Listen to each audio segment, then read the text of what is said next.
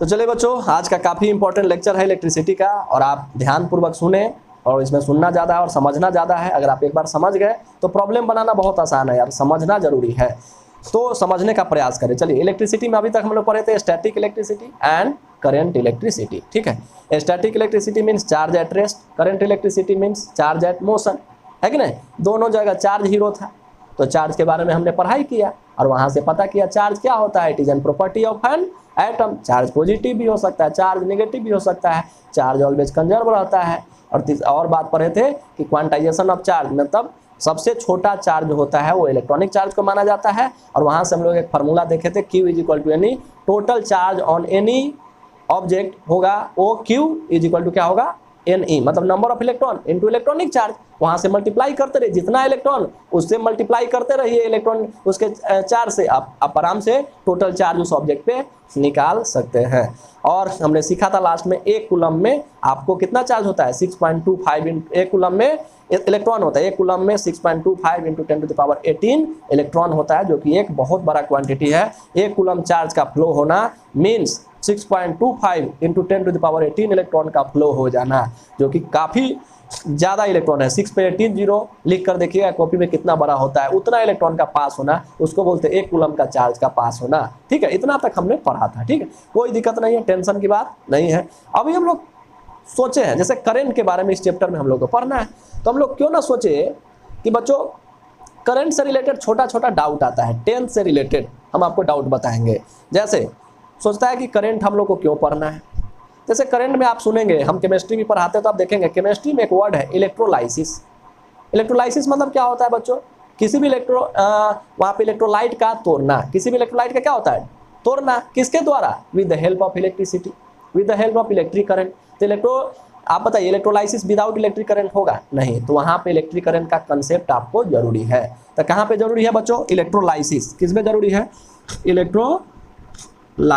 Electrolysis मतलब क्या हो गया बच्चों, इलेक्ट्रोलाइसिस अंग्रेजी में बोला जाता है breaking down of an electrolyte, breaking down of an electrolyte with the help of electricity is known as electrolysis. सुने होंगे वाटर का इलेक्ट्रोलाइसिस होना, कैथोड एनोड, ये सब बात आप सुने होंगे। तो सब बात तब तक समझ में नहीं आएगी जब तक कि आपको इलेक्ट्रिक करंट का छोटा कंसेप्ट अगर मालूम नहीं है तो कहाँ पर उपयोग है बच्चों, इलेक्ट्रोलाइसिस। इलेक्ट्रोलाइसिस है क्या, इलेक्ट्रोलाइट का टूटना, इलेक्ट्रोलाइट का टूटना with the help of electricity is known as electrolysis.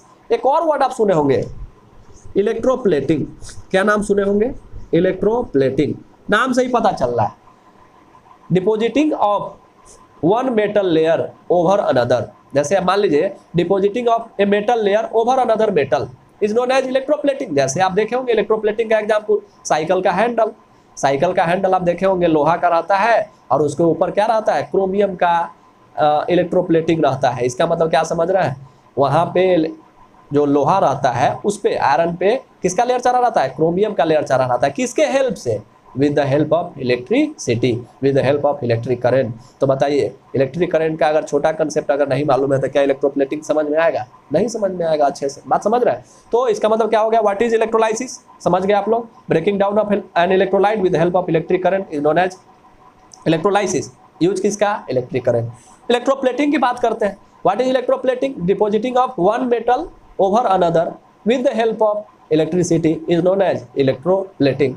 अब बताइए with the help of electric current, यहाँ भी क्या है, depositing of one metal layer over another with the help of electric current। तो यहाँ भी आप किसका हेल्प ले रहे हैं, इलेक्ट्रिक करंट। तो अगर इलेक्ट्रोप्लेटिंग भी तब तक समझ में नहीं आएगा जब तक भी आपको इलेक्ट्रिक करंट का कंसेप्ट नहीं होगा, समझ रहे हैं। एक और वर्ड आप सुने होंगे, इलेक्ट्रो रिफाइनिंग।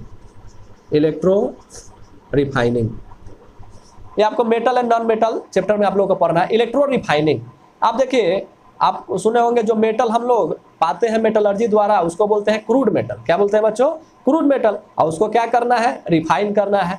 आप बताइए इम्प्योर मेटल आप मार्केट में बेचेंगे नहीं ना, बेचेंगे तो आप लोगों को क्या करना पड़ेगा, पहले रिफाइन करना पड़ेगा। क्या करना पड़ेगा, रिफाइन। किसके मदद से रिफाइन करेंगे, इलेक्ट्रिक करंट के मदद से। तो आपको इसका मतलब क्या, इलेक्ट्रो रिफाइनिंग को हम लोग क्या कह सकते हैं, क्या बोल सकते हैं आप, एक तरह से refining of crude metal.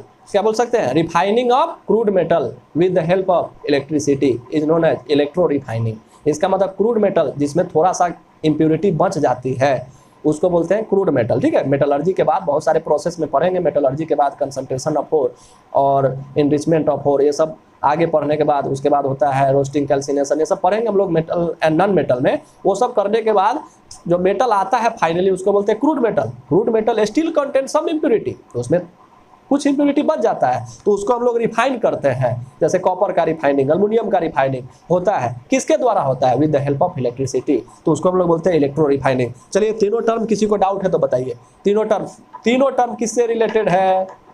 Electricity से रिलेटेड है। Electrolysis with the help of electric current, electroplating with the help of electric current, electro refining with the help of electric current. तो बताइए इलेक्ट्रिक करंट का कंसेप्ट नहीं रहेगा तो आपका chemistry भी बढ़िया नहीं होगा, समझ रहे हैं? तो इस कारणवश ये इलेक्ट्रिक करंट को समझना बहुत जरूरी है। अब एक और बात आती है, तो समझ गए आप लोग कि इलेक्ट्रिक करंट हम लोग के लिए क्यों इंपॉर्टेंट है? 10th वालों के लिए, 10th वालों के सब टर्म पढ़ना है इसलिए इंपॉर्टेंट तो है ही, और भी कामों के लिए इंपॉर्टेंट है, लेकिन हम सारे एस्पेक्ट में आपको हम बात कर रहे हैं। चलिए इसको समाप्त करते हैं। अब देखिए बच्चों, एक और बात आती है मन में आपके कि चलिए आप मेटल सुने हैं, कॉपर का वायर सुने हैं, कॉपर का वायर में करंट क्यों फ्लो होता है? तो आप बचपन से सुने होंगे कॉपर में इलेक्ट्रॉन होता है, इलेक्ट्रॉन का फ्लो होता होगा, तो कुछ ऐसा करंट होता होगा। लेकिन आपसे कोई पूछेगा इलेक्ट्रोलाइट, जो आप पढ़े होंगे इलेक्ट्रोलाइट, जैसे NaCl इलेक्ट्रोलाइट है, NaCl जैसे एक्वस NaCl इलेक्ट्रोलाइट के रूप में हम यूज करते हैं, समझ रहे हैं? तो इलेक्ट्रोलाइट के रूप में अगर उपयोग करते हैं तो NaCl है इलेक्ट्रोलाइट के रूप में, उसमें अगर बच्चों उसमें भी करंट फ्लो होता है। आप सुने होंगे एक्वस सोडियम क्लोराइड या एक्वस टेबल साल्ट, उसमें करंट का फ्लो होता है। एक्वस NaCl कंडक्ट इलेक्ट्रिसिटी, उसको बोला जाता है एक्वस NaCl कंडक्ट इलेक्ट्रिसिटी, पर NaCl does not conduct electricity in solid form. जैसे आप NaCl जो घर में रखा हुआ है उसमें करंट का फ्लो नहीं होगा, पर एक्वस जो होता है NaCl उसमें करंट का फ्लो होता है। तो ऐसा क्यों? वहाँ तो इलेक्ट्रॉन नहीं है। तो वैसे केसेज में, इलेक्ट्रोलाइट के केसेज में यहाँ लिखा हुआ है बच्चों, कंडक्टर में किसके कारण करंट होता है? इलेक्ट्रॉन के फ्लो के कारण लिखा हुआ है, आप समझ गए? कोई पूछेगा इलेक्ट्रोलाइट में करंट का फ्लो किसके कारण होता है, तो आपको जवाब देना चाहिए नहीं। तो इलेक्ट्रोलाइट में करंट का फ्लो होता है positive ion and negative ion. Positive ion को क्या बोलते हैं? कैटायन, और नेगेटिव आयन को क्या बोलते हैं? एनायन। तो बताइए इलेक्ट्रोलाइट रहेगा तो करंट का फ्लो किसके कारण होता है? कैटायन एंड एनायन के द्वारा। तो वहाँ कौन रेस्पॉन्सिबल है? कैटायन एंड एनायन रेस्पॉन्सिबल है किसके लिए? करंट का फ्लो के लिए। बात समझ गए? सेमीकंडक्टर का नाम सुने होंगे, सिलिकॉन, जर्मेनियम, ये सब सेमीकंडक्टर है कि नहीं? देखेंगे आपको दिखाई देगा सेमीकंडक्टर, सिलिकॉन, जर्मेनियम, ठीक है।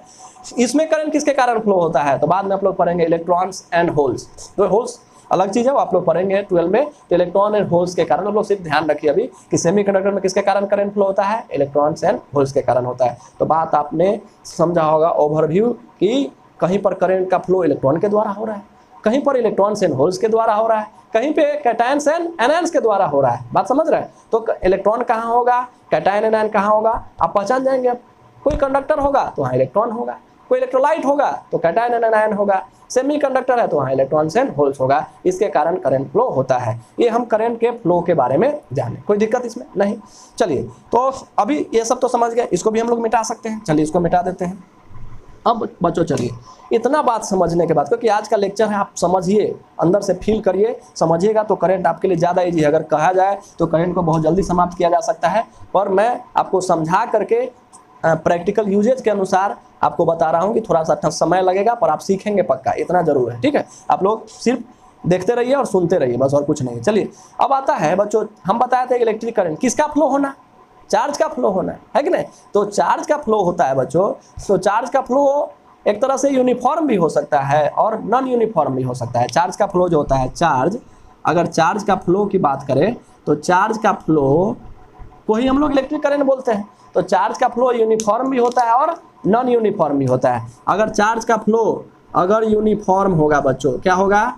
यूनिफॉर्म। क्या होगा बच्चों? दिखाई नहीं दे रहा है आप लोग को? चलिए, चार्ज का फ्लो अगर यूनिफॉर्म होगा, चार्ज का फ्लो कैसा होगा? यूनिफॉर्म। तो यूनिफॉर्म हो सकता है और नॉन यूनिफॉर्म, नॉन यूनिफॉर्म। तो चार्ज का फ्लो अगर यूनिफॉर्म होगा तो उसको हम लोग बोलते हैं एवरेज करंट। क्या बोलते हैं? ये देगा हम लोग को, क्या देगा? Average current. बात समझ? थोड़ा सा समझेंगे, ज़्यादा आप लोग के सिलेबस में है नहीं, लेकिन समझने का थोड़ा सा प्रयास करेंगे, ज़्यादा डेप्थ में हम नहीं जाएंगे। और चार्ज का फ्लो अगर नॉन यूनिफॉर्म होगा तो इसको बोलते हैं इंस्टेंटेनियस करंट, इंस्टेंटेनियस करंट। ठीक है, तो इसको हम लोग इंडिकेट करते हैं आई एवरेज, आई एवरेज, और इसको इंडिकेट करते हैं आई इंस्टेंटेनियस, ठीक है, करंट इंस्टेंटेनियस, इसको क्या बोलते हैं, एवरेज करंट, ठीक है। तो average current is equal to होता है बच्चों del Q by del T, del Q by del T, जैसे आप लोग समझ सकते हैं। और अब इसको हम समझा देते हैं पहले। इंस्टेंटेनियस करंट को क्या बोलते हैं, D Q by D T, जो आप लोग को नहीं पढ़ना है, ये डिफरेंशिएशन है। क्या बच्चों, differentiation of charge with respect to time, जो आप लोग को नहीं पढ़ना, उतना जाएंगे भी नहीं, एक नॉर्मल आपको दिखाना चाहते हैं, ठीक है। तो यहाँ पर I average is equal to क्या हो गया, del Q by del T होता है बच्चों, del Q by del T. और नॉर्मल भाषा में ये तो लिखने का तरीका हुआ, यूनिफॉर्म चार्ज का फ्लो होगा तो बोलेंगे एवरेज करंट, अगर नॉन यूनिफॉर्म होगा तो इसको बोलेंगे इंस्टेंटेनियस करंट। और जो 10th में आप लोगों को पढ़ना, देखते रहेंगे डिफरेंस, ज़्यादा हम आपको नहीं बताएंगे, डिफरेंस देखिए। अब बताइए, अगर टी टाइम में अगर क्यू चार्ज फ्लो हुआ है, टी टाइम में कितना चार्ज फ्लो हुआ है, क्यू चार्ज फ्लो हुआ है, तो एक टाइम में कितना होगा, यूनिटरी मेथड आप लोग जानते हैं, एक टाइम में कितना हो जाएगा, क्यू बाई टी, कितना हो जाएगा बच्चों, क्यू बाई टी। तो नॉर्मली आप लोग को एक टाइम में इसी क्यू बाई टी को हम लोग बोलते हैं आई, क्या बोलते हैं, I is equal to Q by T, तो ये भी बोला जाता है। अब बताइए समझ रहे हैं बात कि नहीं। नॉर्मल भाषा में, 10th की भाषा में क्या बोलते हैं, टी टाइम में अगर क्यू चार्ज गया कोई क्रॉस सेक्शन से, तो उसको अगर एक टाइम में कितना जाएगा, क्यू बाई टी जाएगा कि नहीं जाएगा। तो यहाँ पर आई इज इक्वल टू कितना हो जाएगा बच्चों, Q by T. Normally charge flow हुआ कितना टाइम में, उसको बोलते हैं rate of flow of charge. क्या बोलते हैं बच्चों, rate of flow of charge, that is known as current. अगर 11th की भाषा में अगर बोला जाए तो 12th की भाषा में, तो चार्ज दो तरह से फ्लो हो सकता है, यूनिफॉर्म भी और नॉन यूनिफॉर्म भी। अगर यूनिफॉर्म होगा तो उसको बोलते हैं एवरेज करंट, और नॉन यूनिफॉर्म होगा तो उसको बोलते हैं instantaneous current. I average del Q by del T, ये कोई बड़ी बात नहीं है, चेंज की बात हो रही है। क्यू जैसे अभी क्यू कितना था, बाद में कितना हो गया, उसी को ना चेंज बोलते हैं, फाइनल माइनस इनिशियल। टाइम आप कितना पर थे और कितना शुरू किए थे और कितना लास्ट में गया, तो टाइम का डिफरेंस, उसको बोलते हैं डेल टी। आई इंस्टेंटेनियस मतलब अगर चार्ज का फ्लो अगर इंस्टेंटेनियस है तो D Q by D T, जहाँ डिफरेंशिएशन। एक क्वेश्चन लेकर आपको हम क्लियर करेंगे सारा चीज को, ठीक है।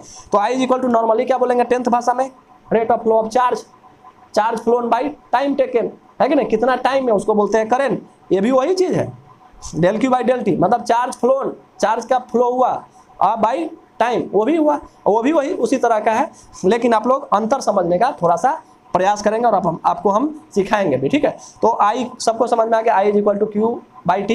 एक और बात आप देखे होंगे, I is equal to Q by T तो हुआ, आई पिछला क्लास में बताए थे, क्यू इज इक्वल टू क्या बताए थे बच्चों, एन ई। तो क्या इसको हम ऐसे लिख सकते हैं, Q is equal to N E by T. तो I is equal to Q by T, या क्यू इज इक्वल टू क्या हो गया, एन ई बाई टी। एक और फार्मूला हो गया, I is equal to Q by T is equal to N E by T. ये भी फार्मूला आप सीखे, ये भी फार्मूला सीखे, ये भी फार्मूला सीखे, किसी को आपत्ति है तो बताए। नॉर्मली भाषा में मैं बता रहा हूँ, 10th 12th ऐसे ही उपयोग होता है, लेकिन अब थोड़ा सा आपको उपयोग हम सिखाएंगे और क्वेश्चन से सिखाने का प्रयास करेंगे। सभी आदमी को समझ गया, आई बराबर Q by T, N E by T, average current, instantaneous current. यहाँ तक समझ में आया सबको, चलिए तो यहाँ तक समझ में आया, इसको हम मिटाते हैं, ठीक है बच्चों।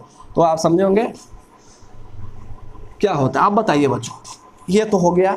अब देखिए न्यूमेरिकल से आपको हम समझाने का प्रयास करते हैं करंट के डेफिनेशन को। अभी हम पोटेंशियल डिफरेंस में नहीं जा रहे हैं, अभी हम करंट ही शुरुआत किए हैं। करंट किसको कहते हैं, rate of flow of charge Q by T. तब हम लोग फार्मूला पढ़े, क्या फार्मूला पढ़े, आई पहला फार्मूला पढ़े क्यू बाई टी पढ़े। क्यू इज इक्वल टू क्या होता है बच्चों, एन ई बाई टी। ये हो गया 10th में जो उपयोग होने वाला फार्मूला, ठीक है। अगर चार्ज का फ्लो होमोजीनियस है तो उसको क्या बोलते हैं, आई एवरेज। आई एवरेज क्या होता है बच्चों, del Q by del T. अगर चार्ज का फ्लो अगर क्या हो, नॉन यूनिफॉर्म हो तो क्या बोलेंगे, D Q by D T, है कि नहीं, आई इंस्टेंटेनियस निकल गया। तो ये सब फार्मूला है जो आप देखें, हालांकि आपको यूज यही है, ये सब को आप भूल भी जाए तो कोई दिक्कत नहीं है, पर चार्ज का फ्लो अगर यूनिफॉर्म हो तो ये, नॉन यूनिफॉर्म हो तो ये। चलिए कोई बात, इतना तक में तो कोई दिक्कत नहीं आपको। चलिए तो अगर हम ये फार्मूला तो आप लोग जानते ही हैं। अब देखिए इस फार्मूला के थ्रू इस क्वेश्चन को थोड़ा बनाने का प्रयास करें। क्वेश्चन में एक बार पढ़ देते, आप लोग को दिखाई दे रहा है, देख लीजिए। A current of 1 ampere is drawn by a filament by an electric current, number of electron passing through a cross section of the filament in 16 second would B.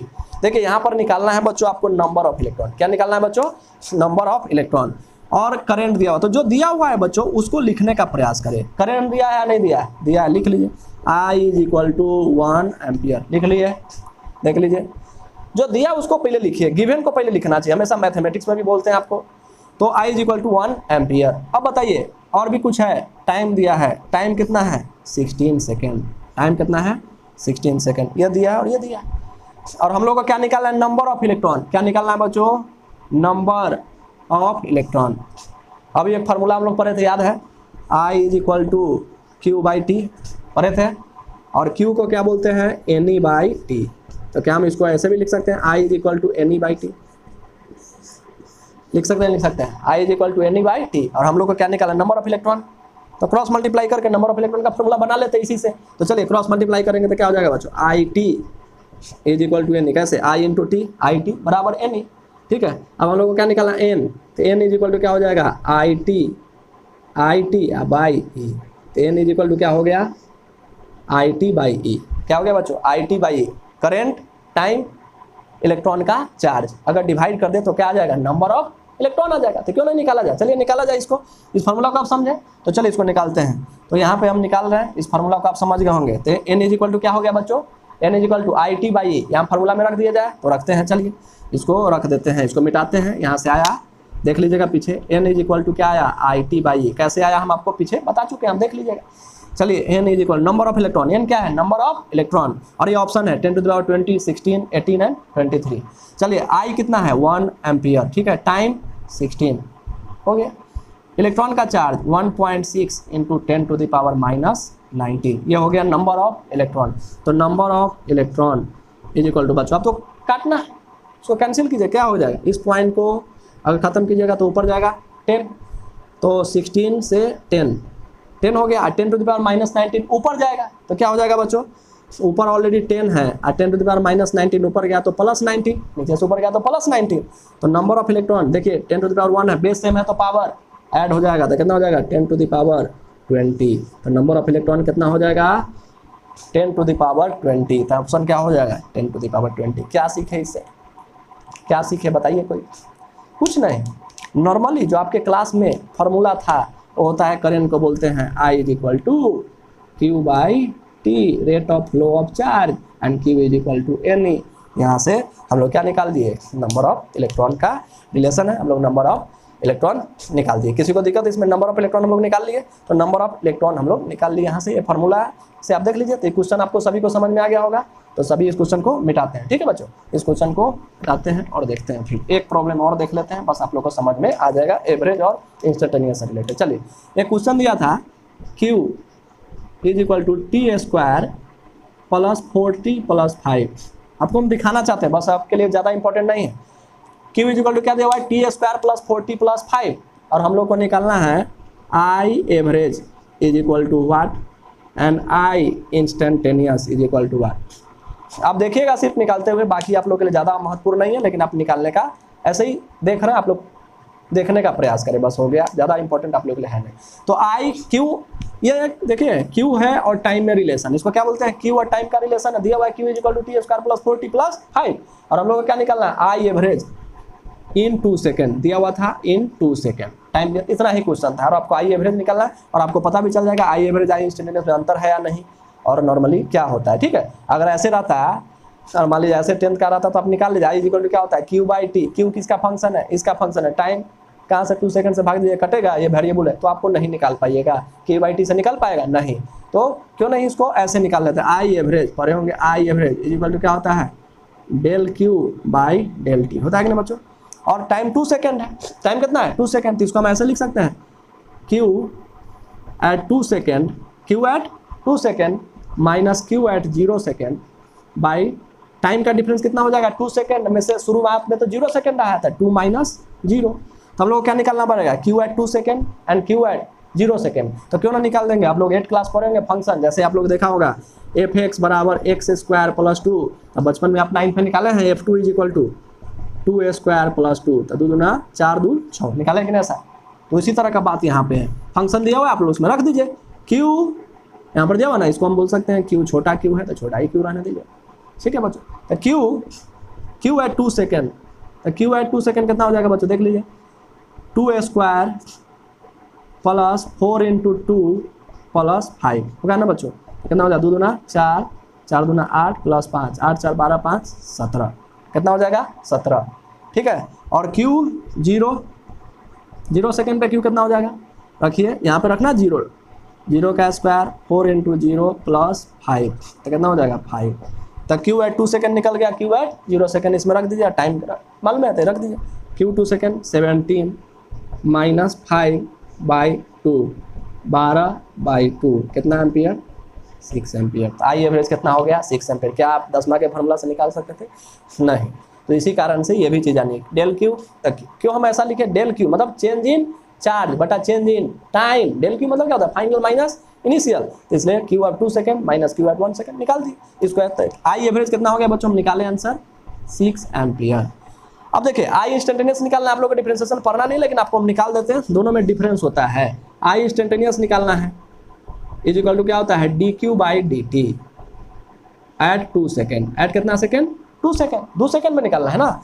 तो I instantaneous D Q by D T, differentiation of Q, इसका differentiation करेंगे, आप लोग तो पढ़े नहीं है। तो टी स्क्वायर का डिफरेंशिएशन होता है 2t, कितना होता है बच्चों 2t प्लस 4, 4t का होता है 4, टी स्क्वायर का डिफरेंशिएशन 2t है, इसका होता है 4, तो कितना हो जाएगा आई इंस्टेंटेनियस 2 इंटू 2 और टाइम रखना है 2 सेकेंड प्लस 4, 2 दूना 4 4 8 एम्पियर। तो आई इंस्टेंटेनियस कितना हो गया बच्चों 8 एम्पियर। बात समझ रहे हैं? तो एवरेज करंट और इंस्टेंटेनियस करंट में अंतर है, ये 6 एम्पियर आया, ये 8 एम्पियर। कैसे आया आपको मतलब नहीं है, हम बनाए, आपको क्या मतलब है कि नहीं, आप सीखे कि हाँ आप ये बात आप किसी को कह सकते हैं एवरेज करंट और इंस्टेंटेनियस करंट में अंतर होता है, क्योंकि एक का आंसर 6 एम्पियर, एक का आंसर 8 एम्पियर। डिफरेंशिएशन आपको नहीं पता इसलिए आपको 8 एम्पियर कैसे हमें पता है, लेकिन ये आपको पता चल सकता है क्योंकि 9th में पढ़े हैं क्यू 2 सेकेंड क्यू 0 सेकेंड निकाले, यहाँ से आंसर आया 6 एम्पियर, यहाँ से कितना आया 8 एम्पियर। तो एक करंट के बारे में आपको पढ़े और एक न्यूमेरिकल भी बनाए, कैसे आई बराबर क्यू बाई टी होता है, क्यू इक्वल टू एनी रख के नंबर ऑफ इलेक्ट्रॉन आप निकाले हैं। तो ये करंट का इंट्रोडक्शन है। करंट क्या होता है, rate of flow of charge होता है। करंट का फ्लो किसके कारण होता है, पोटेंशियल डिफरेंस के कारण होता है, जो हम लोग अगले क्लास में पढ़ेंगे। तो इतना तक आप सुन कर आएंगे अच्छे से, तो आपको करंट का और ज़्यादा जानकारी होगी धीरे धीरे, ठीक है। तो इतना तक आप लोग रिवीजन करके आएंगे और लेक्चर सुन कर आएंगे। चलिए ठीक है, धन्यवाद।